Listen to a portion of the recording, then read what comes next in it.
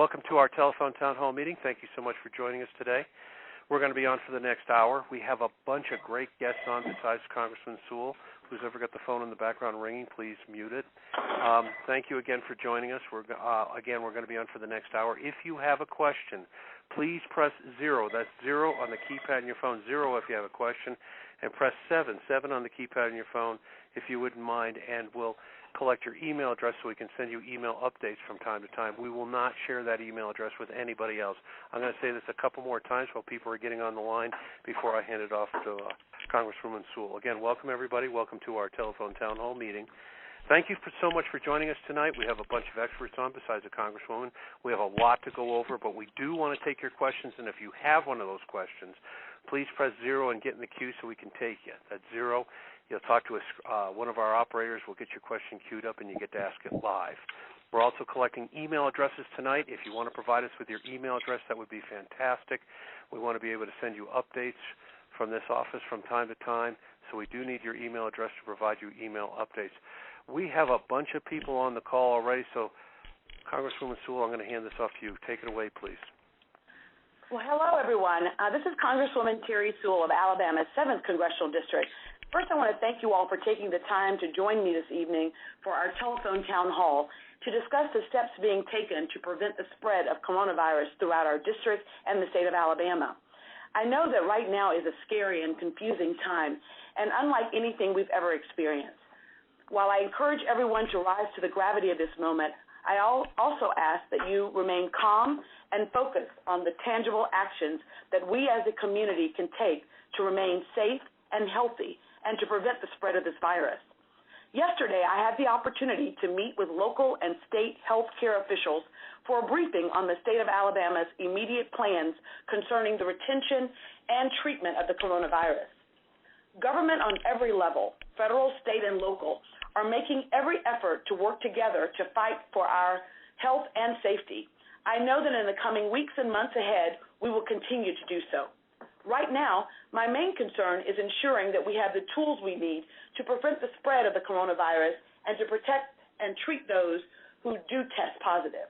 This means ensuring that there are adequate testing facilities throughout our district and our state so that anyone displaying symptoms, regardless of their geographical location and regardless of whether they have insurance, can make sure that they are tested.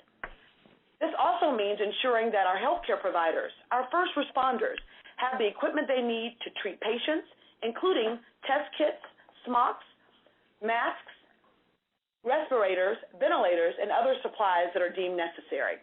That is why Congress has passed 2 bills to address this crisis. The first bill passed 3 weeks ago and provided $8.3 billion in emergency funding to help states, federal agencies, and public health providers prepare and respond to the coronavirus. On Saturday, at 1 o'clock in the morning, the House passed the Families First Coronavirus Response Act, and this afternoon, thankfully, the Senate passed the bill unchanged. The second bill is focused directly on providing support and assistance to American workers and families. Most importantly, the latest bill provides first for free coronavirus testing for everyone who needs a test, including the uninsured. It provided for paid sick leave and paid family leave. It provided enhanced unemployment insurance to protect and extend to those who are furloughed. It provided strengthened food security initiatives, including increased SNAP, student meals, senior nutrition, and food bank assistance. It also included an increase of the federal funds for Medicaid in order to pay for free testing to all. The White House and Congress have already begun to work on a third package of bills to address the developing economic crisis the coronavirus pandemic is already causing. So more to come from Washington. As we all know, at best, government is a conduit to promoting better solutions. Nothing replaces our own ability to control our own destiny. We must do all that is in our power to follow the guidance of our healthcare professionals who are monitoring and treating this virus. All the measures that local government is putting into place is based on science and fact. hard data on what this virus is transmitting and how we can best stop the spread in our community. As we work together to ensure that our district is adequately provided for, I'm asking each and every one of you to practice the best guidance provided by our Alabama Public Health Department and CDC. As you know, the best thing we can do is stay at home if we can and make sure that we practice social distancing. Please do not gather in groups larger than 10, and if you can, make sure that you stay out of bars and restaurants that are still open. Please also wash your hands frequently and wipe down surfaces where frequent use objects with sanitizing wipes. Remember that even if you are not currently displaying symptoms, you may be a carrier, and during those times we must be worried about those who are most vulnerable in our population, our elderly and those with chronic illnesses. Finally, I encourage you all to reach out to your community and to your loved ones over the phone and internet. These are serious and frightening times, and that fear can be amplified by isolation. Let's remember, we must all join together to fight for who we are as a nation and who we are as Alabama's 7th Congressional District, and that is a community that can withstand storms if we act together. Now with that, I'd like to hand it off to Dr. Scott Harris. Dr. Harris is Alabama's health officer at the Alabama Public Health Department, and he will discuss the state's coordinated response. Dr. Harris, you're up. Thank you, Congresswoman Sewell. I really appreciate the opportunity to be part of this with you tonight. Thank you for hosting this. I wanted to give everyone just a brief update on where we are in Alabama. At this time, we have diagnosed 51 cases of coronavirus infection in Alabama. That number has jumped by about a dozen today, so that there are 51 counties. There are more than a dozen 51 cases in more than a dozen counties that have seen cases so far. And we are rapidly trying to increase our ability to test people throughout the state. As you may be aware, there are a number of screening sites or test sites that have gone up in several different counties. There were about 6 of them that were opened yesterday, another 3 that are coming online today or have come online today. We hope to have an additional 5 to 7 sites coming on later Friday or Saturday. Even though we may not have one of these large testing sites in every county, we are trying to ensure that every person in every county has the ability to get tested if necessary. I want to remind you that if you think that you might need to be tested, please reach out to a healthcare provider if you have one. If you do not have one, then we have a toll-free number that I'll be glad to share with you that can put you in contact with resources that can get you tested. As Congresswoman Sewell said, we really all have the power to protect ourselves.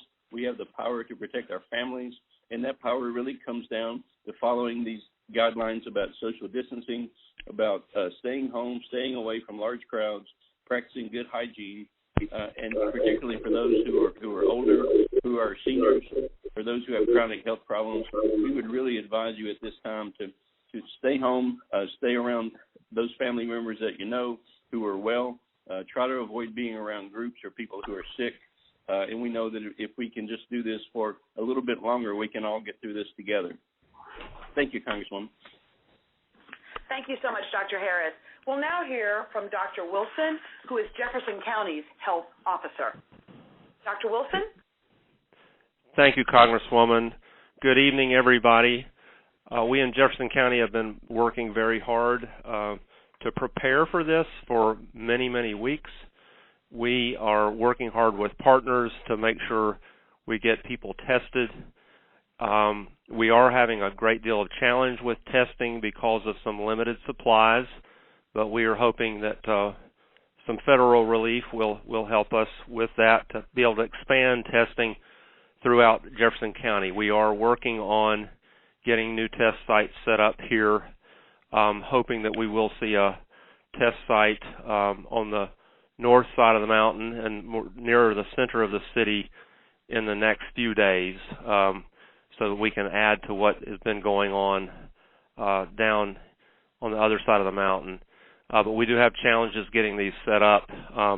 Our goal ultimately is to have 3 or 4, maybe even 5 sites in different areas of the county to make sure the entire population is well served. But we honestly don't know at this point how many access points we can have just because of resource limitations at this time. I'm very, very happy that we have had a united front in Jefferson County. I've been on calls with all of our mayors, all of our county commissioners, others, our emergency management agency, and several experts in the field of infectious disease and public health to help advise me. We're all on the same page, working together. We also have a very, very strong nonprofit and philanthropic community that we're blessed with here in Jefferson County that are also all on board and mobilizing to assist as many people as we can. As you may know, we've taken some steps to limit human interactions in Jefferson County, such as closing restaurants and bars and limiting other venues where people have interactions that can lead to disease spread. We're trying to be very aggressive here to limit the number of contacts that people have with each other in which they might spread the disease. This is extremely important and has already been stated. We're counting on each of you to really help us with this, but we're also in putting in some restrictions to try to assure that people are complying with this in order to save lives and try to limit the effect on our community. I know that this is very, very hard for people when we take these actions. We know that some people have been sent home from work. I am deeply, deeply concerned about each of you that are put into that situation. And we've had to make some very, very hard decisions. But I'm also very, very confident that our community and all the folks that we're blessed with in this community, the agencies we're blessed with, and the great cooperation we all already have among all of our cities and the county government and all of our partners, that we're going to get through this well, and we're all going to take care of each other. And I need your help to look out for your neighbors, especially those that are more vulnerable, older folks that might have to be shut in and do not need to be going to a grocery store. Ask for people to help out your neighbor. Help protect those that are most vulnerable. Thank you. Thank you, Dr. Wilson. We now have Director Brian Hastings with the Alabama Emergency Management Agency. Brian, you're up. Hey, thank you, Congresswoman Sewell, and I appreciate the opportunity to talk to everyone. So just real quickly with the general situation in Alabama Emergency Management, we've got the Governor's Supplemental Proclamation today that delayed the primary runoff election, which is nice. That'll help with the poll workers who are I think, 50% elderly, and also the congregation of people to comply with the public health officers' guidance. We have FEMA embedded in our organization right now, so it's an incident management assistance team. We are coordinating with ADPH, and we have 3 of our members over there, and working hard to mirror the structure of HHS, partnering with FEMA, as well as us in support of ADPH in the lead role for this public health emergency. Right now, we have county EMAs activated are 27, and there are 10 local states of emergency declared at this time. So I'm very proud of some of our counties who are really taking a proactive stance and messaging to emphasize what Jefferson County is doing in the center of the state, what Alabama is doing collectively, and it's also nice to see that in Mobile and Baldwin County that they're starting to shift how they operate down there with school closures and distancing, and in Mobile there's some public health officer orders that just came down that will change some behavior. Today I had the privilege of speaking to all 67 county EMAs, and I just wanted to cover what's happening, emphasize that the situation is very serious. So if you haven't been tracking this since January, December, like many of us have, we got to start now because time isn't on our side. And I just wanted to emphasize the nature of this disease is really, really fascinating, and the public health officers can talk about it, but the perfect vectors are our children and healthy young population that may not show symptoms and transmit it, and then we have this vulnerable population that could be the victims if we don't start emphasizing social distancing, isolation when sick, and then adhering to the guidance with congregating people. We're also trying to work across state government with all facets of our cabinet and all our functions to make sure that everyone is an emergency manager. We're getting out of our stovepipes to make sure that as problems arise, that we're trying to come up with interesting solutions to solve those across all levels of government, including the federal, the state, and the local government. I've been very clear about, the emergency management is that we can't expect the cavalry to come, because it may not. Supplies are tight and they may run out. Many of us could get sick at some point. And when we do this, we need to make sure that it's almost like a paradox, as Dr. Wilson and Dr. Harris and the CDC are saying, stay away from each other, be 6 feet away, don't gather. At the same time, we need to have social cohesion and we need to care for our people. And so it's those communities that are having that social cohesion that are able to partner and look at where supplies are and where excess capacity is and where people may be out of a job, is how do you retool the community and the resources you have in the community to actually connect with people to supply and the needs for the vulnerable, the young, the homeless, the poor, because we can't expect the federal government to feed the counties or the state. It's really going to be a community effort and neighbors taking care of neighbors, just like Dr. Wilson said. So if we can't go to the churches, how do the churches come to us? How do the churches come to the people? The church is not a building. It's actually a collection of people. In schools, they have food in their refrigerators and freezers. What waivers do we need? And who is not teaching kids? And what is that workforce? And how do we actually retool those resources to actually give, connect, and meet the needs of our most vulnerable populations?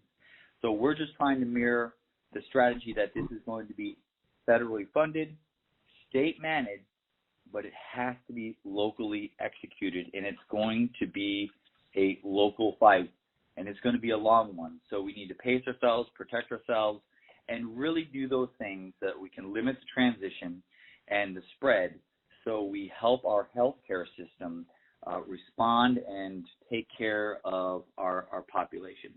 The things I wanted to emphasize, and I think it applies to all of us, right? Be the strong leaders that you are.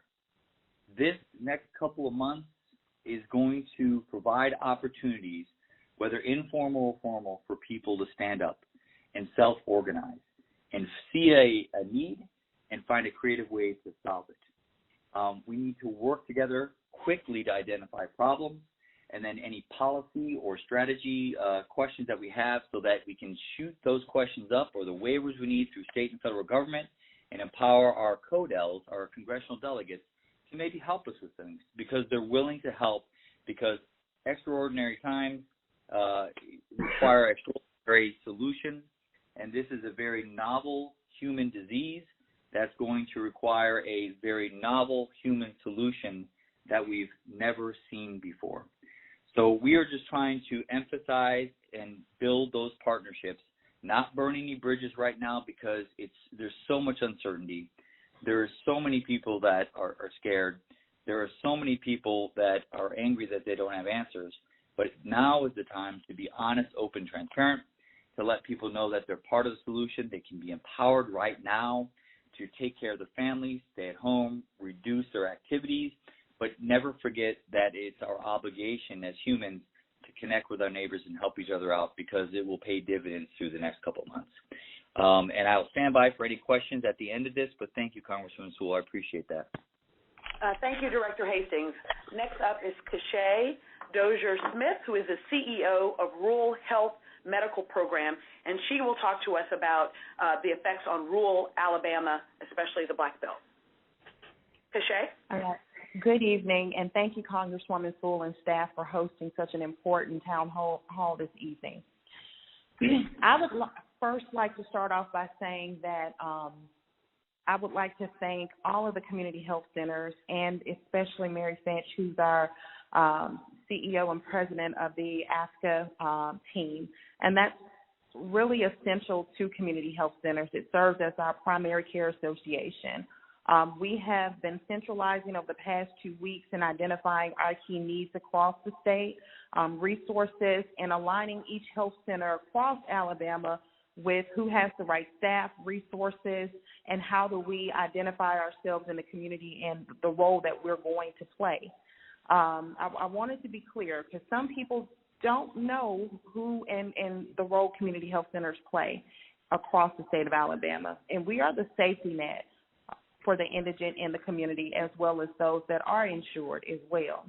Our primary goal in this is to continue to provide primary care to those patients, especially with chronic care conditions, but also we do have one in particular health center, which is Cahaba Medical Foundation, that is across 5 different counties that is a testing center.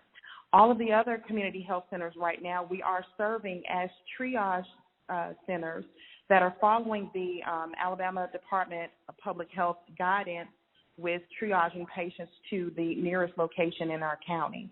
For the counties that I serve, which are Marengo, Wilcox, Perry, Dallas, and Monroe County, we currently had 3 sites pop up as testing sites. And really quickly, I do want to share those with you, which is the Vaughn Regional Medical Center here in Dallas. I think that the messaging right now is that they're ready to start screening patients. We also have one in Marengo County, which is the Brian Whitfield Memorial Hospital, that set up a testing site earlier this week on Monday. And then we also have one in Perry County, which is an extension of the Vaughn Regional Memorial Health Center, that's also doing screenings in Marion, Alabama. For our organization, we know that it's very important to make sure that we have the correct PPE, supplies and equipment to make sure that once rural health does take a stand and become a testing site, we have that so that we're protecting the medical professionals that we currently have in our community. As you know, in the rural towns and cities, all resources are limited. Not only the supplies and equipment needed, but also just the aid and support. The proximity between a regional hospital to a rural hospital is over 54 miles. A public health department to a community health center, you're talking about 30 minutes away. So in effort to make sure that our communities stay abreast in what's going on in the communities, we turn the majority of our nursing staff and our social workers into COVID-19 educational staff members that are contacting them. And now that the Senate has passed this act, Congresswoman Sewell, which we're very happy about now, they're contacting the Medicaid, the Medicare, and private insurance patients to let them know of the benefits that have been expanded for them. Those individuals that are indigent that may receive those food resources such as SNAP, WIC, et cetera, to make sure that they fully understand in your county, this is a point of contact if you have specific questions and connecting them to that resource. For those that may have qualified but do not have Medicaid, they're qualifying them for that benefit so that they have coverage at this time. In an effort to make sure that those, whether they have internet, cable, or phone, we are also producing PSAs on the local radio stations, running advertisements in the newspaper. Our website and social media is flooded with best practices per the CDC and the Public Health Department when it comes to social distancing, washing your hand and practicing good hygiene, also providing those triage numbers for our health centers. We're also in the process of producing mailers and flyers to put in the communities and provide to the local mayors, city councils, and county commissioners, because we do understand that there are people in small cities like Burnt Corn, Alabama, or Ortville, Alabama, which is in Dallas County, to make sure they at least have some type of paper guide to read if they don't have access to social media or internet or phone services. The other thing that I'm working very closely in doing, and some of the other, all of the other CEOs of community health centers are centralizing with the other medical professionals, the administrators across the rural hospitals, the mental health facilities, the long-term care facilities, and the HIV/AIDS organizations, is identifying the sites that will be testing organizations in our county in the next 2 weeks to 30 days, and making sure that we are supporting if we're not at that point, and triaging patients and understanding testing needs, testing supplies, so that we're all coordinating care of the right locations and not overloading them with patients that they may not be able to see. We're also sharing resources if need be. We are understanding that some of our employees are impacted by school closures, and not all nurses, providers, your front desk people, they're going to be able to work during this time. So what makes sense if I have 8 sites, if it makes sense for 5 sites to be open so a provider or nurse can, go work at another facility. Those are the conversations that we're currently having. Well, thank you very much, Cachet. Last but certainly not least is the former United States Surgeon General from the great state of Alabama, Dr. Regina Benjamin. Dr. Benjamin, hopefully you can address some of the concerns that folks are calling in about in terms of how does this disease spread, how do we flatten the curve, what does it mean to flatten the curve, and what is best practices. Last up is Dr. Regina Benjamin, the former Surgeon General of the United States. Good evening. And as the former United States Surgeon General, as well as the past president of the Medical Association of the State of Alabama and the chairman of the State Committee of Public Health, my job has been and still is to provide you and the American people with the best available science at this time. And so everything I say to you is based on science. And the things that you've heard from the previous speakers is all correct, so please heed what they said. I would just kind of try to picture this, because where we live here in Alabama, we kind of know things that some parts of the country doesn't know. I would say, imagine that we have a hurricane, a Class 4 hurricane in the Gulf of Mexico, already in the Gulf. It's not whether it's going to hit, it's where it's going to hit and how hard. That's the way this situation is.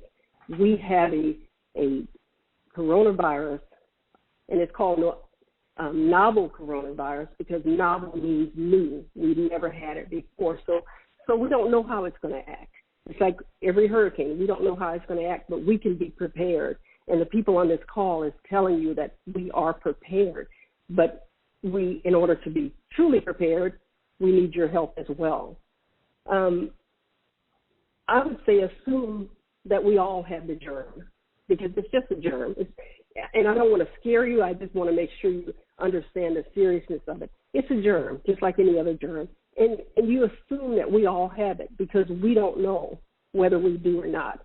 The cases that you hear about each day, the ones that we heard about today, they got infected 2 weeks ago. And so they're just learning that they're infected. Or perhaps as the testing goes, we will see more. So the best thing we can do is distance ourselves from each other. And that's what you call social distancing, is because I don't want to spread this to someone when I didn't even know I had it. And I would hate to give it to someone and not know that I had given it to them. So the social distancing is important. And the other reason for social distancing is that you hear about this curve. It's basically, if you put a graph up, the number of people who are getting sick, it's really high. And so we want to flatten that curve. Basically, all it means is that we don't want everybody to get sick at the same time. So if we distance ourselves from each other, we're going to get sick, but we'll get sick at different periods of time and we don't overwhelm our medical facilities, our hospitals. This particular disease, most people are going to be fine. They may not even get a sniffle. They may never know they had it. Others will get sick, but the very few people or percentage that get sick get really, really sick. And the only way to save their lives is to put them on a ventilator. And so we don't want to have so many people going to the ER and in the hospitals, and we don't have enough ventilators to take care of them. So if you spread it out, that gets us through this a lot easier, or at least so that we can save people's lives. You've heard a lot about trying to protect the elderly and the vulnerable, and that's really important. However, they're not the only ones that get sick, and most of the time they're the first ones to get sick. But we're talking about people with diabetes, other health conditions. They can also get sick from this virus. You also have young people who are getting sick. We're seeing that around the country. We're seeing a couple of young residents, physicians who are really, really sick. It's not that the young people can't get sick. It's just the older and the immunocompromised people are getting what we're seeing the most. And so you don't want to take this virus home, give it to someone, and didn't know that you gave it to them.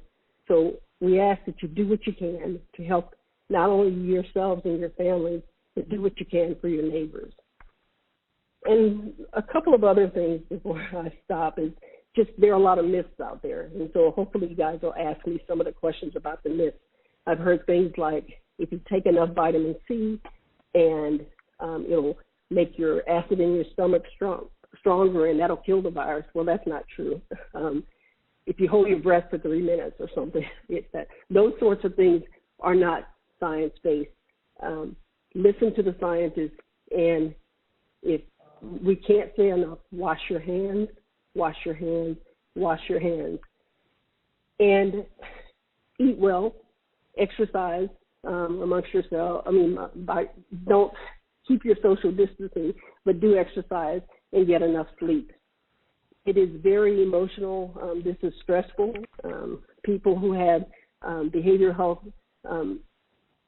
problems can be exacerbated. So don't isolate yourselves, particularly from your family and friends when you need them, but do keep your distance. And at the end of the day, we have handled these things before. We handled Katrina. We handled the oil spill. We've handled tornadoes, and we will handle this as well. Thank you so much, Dr. Benjamin. I know that we've gotten a lot of calls, and I'm privy to the calls that are coming in for questions. And so I thought I would pose. I thought that I would pose the question. On and off to speak. Well, who's talking on the background, please? Please stop. Go ahead, please, Congresswoman. Sure. I just first want to thank all of our experts, and I'm noticing that there's a large group of calls that ask the same thing, and so I'm going to ask that question of Dr. Harris. If you could, Congressman, let me interrupt just for a second because I need to do this if I can. This is Kurt, the moderator. If you wouldn't mind, please, everybody that's on the call, if you need to provide us your email address so you can get updates from the Congresswoman, please press 7. We have a bunch of operators on to take your email address. So it would be great if you could. We always want to keep you up to date on matters, so do take us up on that and press 7 on the keypad on your phone.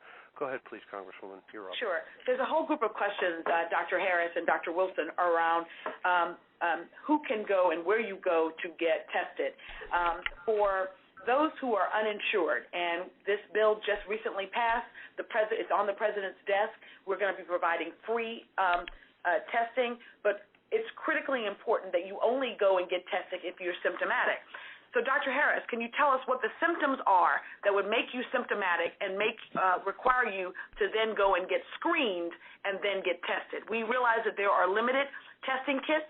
We know that it goes to those that are symptomatic first, that we're trying our best to triage and make sure that we are treating those who are most symptomatic. What are the symptoms, sir, and where on a website could you provide, or a phone number for people to know where the nearest testing site is? Sure. Thank you, Congresswoman. The symptoms of COVID-19 infection in some ways can be very mild and seem similar to a cold. People may have a cough or congestion. They may run fever. As the infection becomes more serious, people may develop shortness of breath. In some cases, they have even described having diarrhea, although that's not a common one, but it is one that has been reported in a certain number of people. So for most of you, it might seem similar to the type of respiratory tract infection that occurs quite often in wintertime. Many people have compared it to the flu, and I think that's a fairly good comparison in many ways. So as Congresswoman Sewell said, we would encourage you to reach out if you have symptoms and wonder whether you need to be tested. For those of you who do not have symptoms, it's not necessary to be tested in most cases, or maybe in any case. But for those of you that have symptoms like we just described, we would ask you to reach out. If you have your own healthcare provider, if you already have a relationship with a doctor or a clinic, then the first thing you should do is pick up the phone and call them. And we emphasize pick up the phone because we would like for you to have that conversation with your doctor before you go to a clinic or go to an emergency department. If, in fact, you did have an illness, we would not want you to go sit in a waiting room with other people who maybe could get infected, or in an emergency department that may have people who are elderly or people that have chronic health problems who could otherwise get infected. So pick up the phone if possible and start asking for advice from your provider. If you do not have a provider, if you don't have insurance or you don't have a doctor that you have a relationship with, there is a toll-free number that's set up, and I'll give it to you a couple of times and give you time to write that down. The number is 888-264-2256, and I'll repeat that in just a minute. That number is for anyone to call. It's staffed 24 hours a day, 7 days a week. When you call that number, these are not doctors or other providers that answer the phone. These are operators that have information.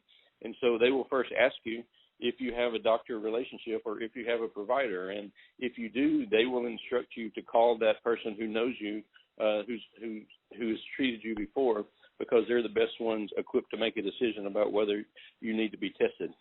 If you do not have a doctor or do not have some other kind of provider relationship, then they will, based on your zip code, give you the best information they can about clinics or perhaps an emergency department or perhaps a community health center or some other facility that's in your area where you can, again, pick up the phone and call and have a conversation with someone who can hopefully make a good decision for you about whether you need to be tested.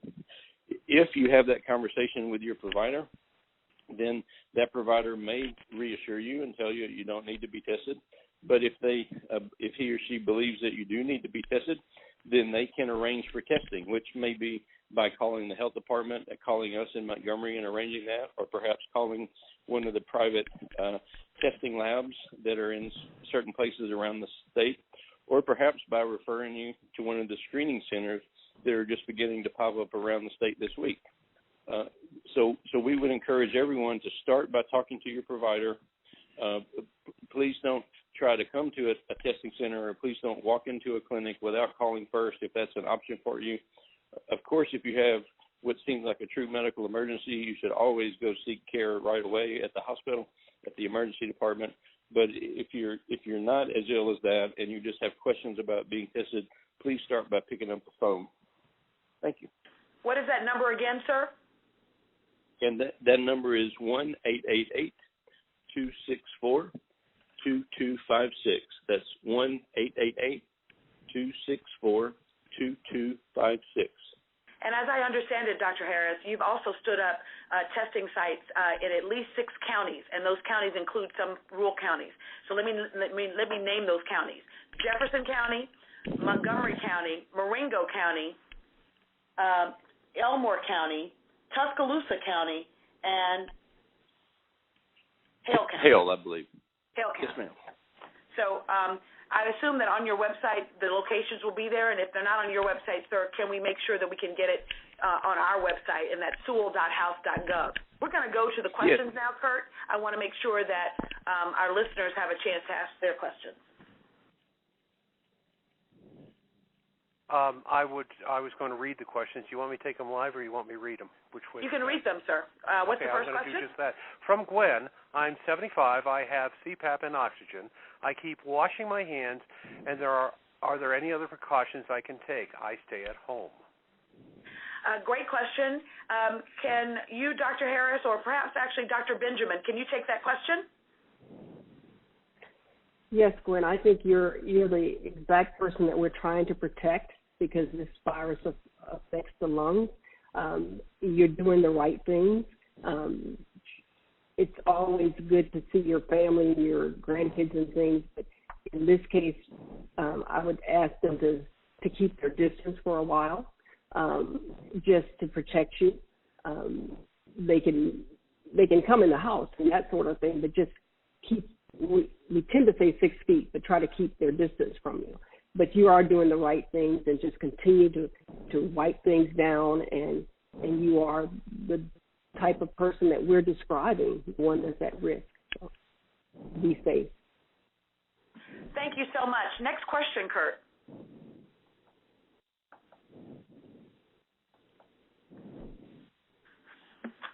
On mute. Rhonda's next. I don't have insurance. What does that mean for testing? She's from Jefferson. Rhonda from Jefferson County asked that question. She doesn't have health insurance. So I was wondering if you could answer that question, Ms. Smith. Sure. What I would like to say is in Jefferson County, there are at least 5 different community health centers that's in that area, and I can give you the names of those, or at least 4 that come to mind. One is Christ Health Center. They're located in Jefferson County, and they take uninsured patients. One is Cahaba Medical Center. One is by the name of ARMS, and I believe Health Services Incorporated has one in that area as well. If you search online the names of those websites, they should pop up multiple sites within that area, and you will be able to contact that nurse triage line on their website or call their appointment line, and they will further instruct you on how to be screened to come in and be seen as a patient, and or if you're requiring any type of COVID-19 screening and arrangement to testing.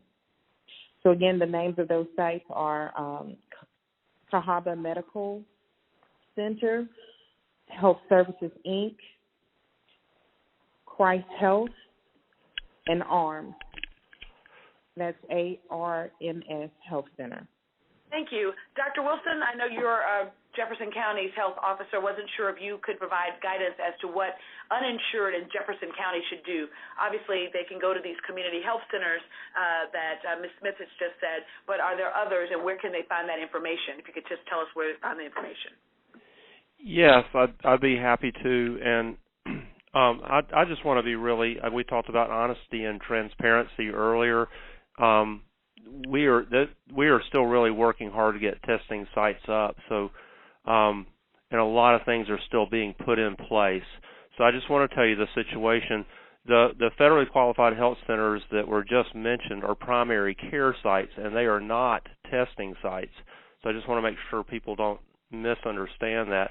If somebody's seeing a healthcare provider there, then we do have the same advice that was given earlier. We do want you to call your healthcare provider first before you go anywhere, because we don't want you going somewhere and just showing up. We're really trying to keep people home as much as we can unless they need to go somewhere. So really need to just remind you to do that. But the testing situation right now is that there is, as many people have heard, a private lab that has worked in conjunction with Christ Health Center, which is one of the clinics that were just mentioned, but it's not at Christ Health Center. It was down on Highway 280 near Grandview Hospital, and now they've moved it over to Grants Mill Road near the big Church of the Highlands campus, and that's where they tested today. They did, I believe, over 600 tests, so they've got a big operation going on down there, and I think Congresswoman, we may need to try to help provide some guidance for people later on some way to just help clarify some of the issues there and the way that's working. We are very anxious. Now that's not very accessible to some people. If you have a car and transportation, all that, it's fine. But for a lot of folks in Jefferson County, that's not very easy to get to. So, and we're very, very aware of that. I've been talking with the local hospitals and multiple other people about getting something here, and we're really glad that the State Health Department, working through the Hospital Association, is giving us some more resources to help us set up testing here. And what we're looking at is something on the south side of Birmingham, something sort of in the area of UAB and Cooper Green and Children's and where our main health department site is, sort of as a next starting point. So we're still working on that, but it's coming very, very soon, and we'll try to provide more information on specifics to make sure people understand. But with that site, what we're hoping to do, and again, I'm being very transparent to tell you that we're still working on the final details of this, so just stay tuned. But the way we're hoping to do that one is to have our own separate call center to try to help screen those, and then when people call, we'd like to actually give them like an appointment, and it will be like an outdoor setting, perhaps in a parking deck, where we can handle traffic and things like that, and maybe figure out a way to do walk-up traffic for people that use public transportation. Okay. But we still have to work some of that out. But I just want people to be patient with you, but we are seeing some good news that more resources are on the way. And if you would let us know what that is, Dr. Wilson, we will put it on our website as well. Yes. And let me say one other thing. I'm sorry to interrupt you, but we are wanting to our goal in Jefferson County is to make sure that nobody has to pay for a test, okay? So we are committed to that. And there may be situations if people have insurance, their insurance will cover it. But for Jefferson County residents, we are working to assure that nobody gets charged. Thank you so much, sir. And we want to encourage everyone to check our website on a daily basis, sewell.house.gov. We're going to have a page on coronavirus. And as we get updated information on testing sites throughout our district, we will add them. Next caller, Kurt. This one's going to be for you, actually. It's from Tamika from Sumter. How will the government stimulus package be allocated? How do families receive that money? Very good question, Tamika, from Sumter County. First of all, the first tranche of money, the $8.3 billion, went to our states as well as to federal agencies to be able to be prepared for them to actually get testing equipment and for them to be able to set up these testing sites that you're seeing coming up online soon. So the state of Alabama has already received its tranche of money from that. It went to the Alabama Public Health Department. So Dr. Harris and his team got that money. It was $8 million, and it is going to be for preparedness throughout the state of Alabama. The state of Alabama also appropriated an additional $5 million for preparedness, once again allocated to our Public Health Department, and that will go for getting the equipment and gear. In terms of individual payments directly to our constituents, that was this bill that just passed the Senate. It is sitting on the president's desk. It's called the Families First Coronavirus Response Act, and there are no direct payments to individuals in that particular bill. But what that bill does provide for is, first, free testing irrespective of insurance. And so you will be able to, if you don't have insurance, still be able to go to testing sites if you're symptomatic and get tested and not be charged. Secondly, on the paid sick leave and paid family leave, the way that works, and this was once again a negotiated package among Republicans and Democrats. I personally would have loved to have had this as a direct payment directly to the individual. I think that the third tranche, that third bill that we're going to be working on starting tomorrow, we've been thinking about it, working on it with the White House, we'll have direct payments. But this paid family sick leave is actually for employees for companies that are 500 and below employees. So it's for mid and small businesses. It includes 10 days of sick leave for employees in these middle to small businesses. And the way it is accessed, it is an actual tax credit to the employer, so that it is a funded mandate. The federal government is mandating that these businesses that have 500 and under employees offer 10 days of sick leave for employees that have contracted the coronavirus or have been in contact and have been told to self-quarantine. That is the trigger. The second part is a paid family leave. That is for, once again, a funded mandate. It is paid by a tax credit to the employer to give to the employee in their regularly scheduled payment period. And that family leave is up to 3 months for paid for parents with children whose schools are closed because of the coronavirus or who have children who have been affected.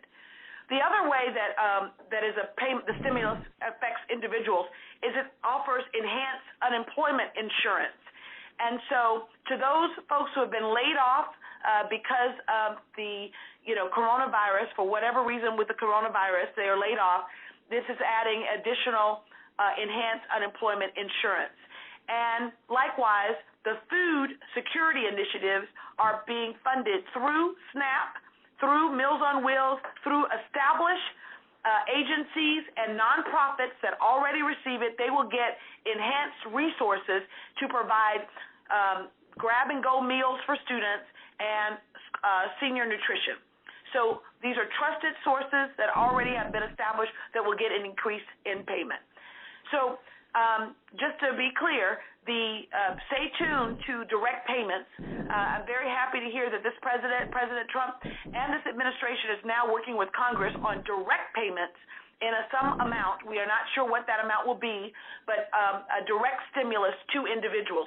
That has not been presented to Congress yet. We're all working diligently, and I want you to know, as your representative, that I am working directly with Ways and Means Committee as a committee member of that committee to make sure that we get direct stimulus to individuals. So you're going to have to stay tuned as to how much and when that will start. Thank you for that question. And Kurt, next question. Next question is from Blake from Jefferson County.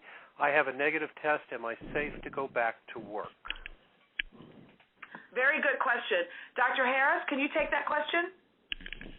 Sure, I would be glad to. I think that we would probably ask more information. We'd like to know if Blake had been infected and had a test that showed he was infected, and now he's gotten a negative test. That would be one situation.